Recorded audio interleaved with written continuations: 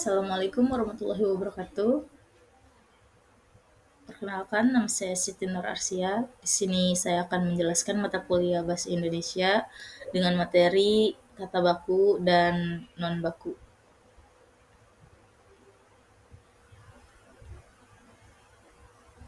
Sebelumnya, marilah kita panjatkan puja dan puji syukur kita atas kehadirat Allah Subhanahu wa taala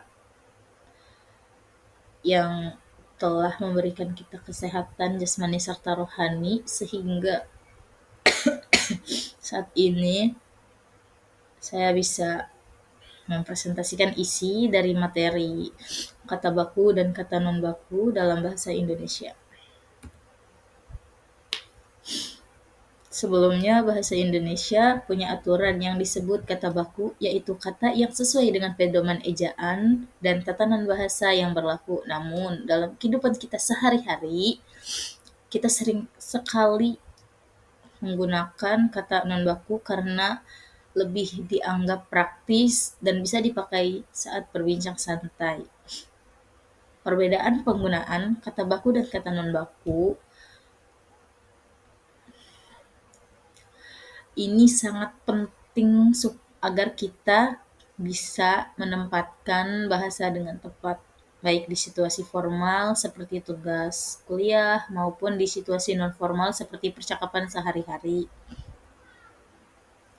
Pengertian kata baku dan pengertian kata non baku. Kata baku adalah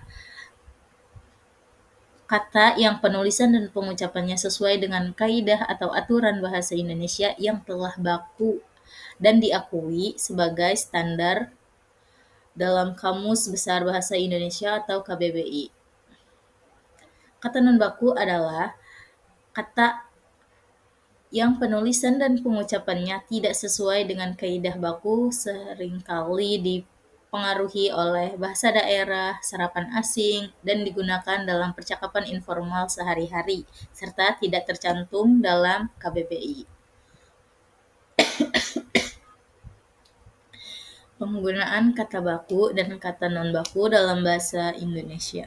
Kata baku digunakan untuk membuat berbagai hal yang berkaitan dengan hal resmi atau formal, entah itu surat menyurat, perihal kedinasan, penelitian akademik, atau yang lainnya. Kata non baku digunakan dalam percakapan sehari-hari sehingga mencakup bahasa daerah, bahasa gaul, dan bahasa lokal. Perbedaan kata baku dan kata non baku. Kata baku digunakan dalam situasi formal seperti pidato, dokumen resmi, dan karya ilmiah karena sesuai dengan pedoman ejaan Bahasa Indonesia PUBI dan Kamus Besar Bahasa Indonesia KBBI. Sedangkan kata non baku digunakan dalam percakapan sehari-hari, konteks informal, dapat dipengaruhi oleh bahasa dan daerah, atau bahasa gaul serta tidak tercantum dalam KBBI. Kesimpulan dan saran. Kesimpulannya adalah kata baku maupun kata non baku sama-sama digunakan dalam bahasa Indonesia tetapi mempunyai fungsi yang berbeda.